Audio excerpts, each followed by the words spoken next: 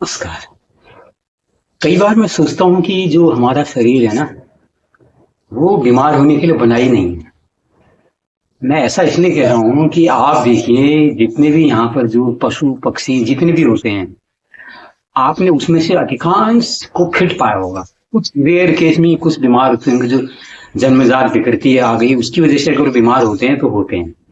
Otherwise पशु पक्षी को आपने कभी देखा नहीं होगा कि बीमार पड़े। हम मनुष्य ही बीमार क्यों होते हैं? मैं कई सोच रहा था, हम जब हमारे जो त्योहार आते हैं, इंसान लोग त्योहार मनाते हैं, पर्व मनाते हैं, उसमें इंसान जो है बहुत बेतरतीब खाना खा लेता है और कई कई बार विजातीय खाना खा लेता है। विजातीय अर्थात जैसे हम लोग मांसाहार खाने के लिए तो बने हैं नहीं, हम लोग मांसाहार करते हैं। जो हमारे शरीर की संरचना है वो मांसाहार के लिए फिर बनी नहीं है, लेकिन हम लोग फिर भी मांसाहार करते हैं। हमारा शरीर ये जो तेल वसा जो घी डालडा है, ये को प्रकृति के नेचुरल प्रदत्त चीजें थोड़ी हैं। ये तो हमने प्रोसेस करके बनाई है। दूध का हमने दही जमाया, दही के बाद फिर उसके बाद उसमें से घी वगैरह निकाला। ये प्रोसेस्ड चीजें हैं। जितनी भी प्रोसेस्ड फूड मटेरियल हैं वो शरीर के लिए विजातीय हैं, नुकसानदेह होती हैं, लेकिन हम लोग ये नहीं जानते हैं। वो बड़े अच्छे अच्छे पैकिंग में आती हैं, खाने में उनका टेस्ट बड़ा अच्छा होता है। हमारे जो इंद्रियों का जाल हमारे शरीर में है ना, इसके लालच में हम लोग गलतियां करते हैं, जितनी भी गलतियां करते हैं।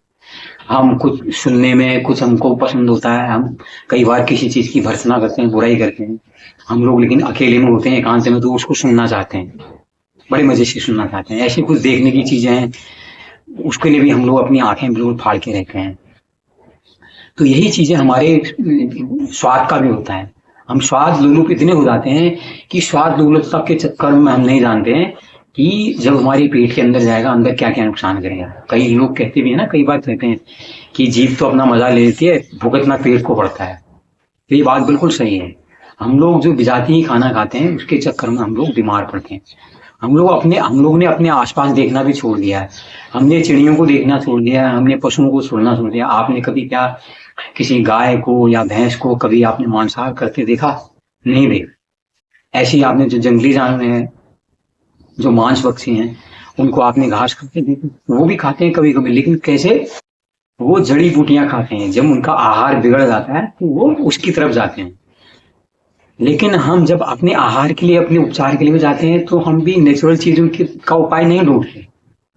वहां भी हमको जो जिलेटिन, जो पशु की खाल वगैरह से मिलकर जो कैप्सूल बनाए जाते हैं और अलग अलग पशुओं के उससे जो केमिकल निकाले जाते हैं, वो ठूसी हुई कैप्सूल हम खाते हैं। हमारी जो अधिकतर दवाइयां हैं, आप तो उसमें लोग कह रहे हैं कि भैया उसमें लिखवाओ ये वीगन ड्रग है या नॉन वीगन ड्रग है। हम दवाइयां भी हमारी अधिकतर जो आप देखोगे उसमें रेड मार्क लिखा दिखाएगा। हमारी दवाएं भी अब पूर्ण तरह से प्लांट बेस्ड नहीं रही।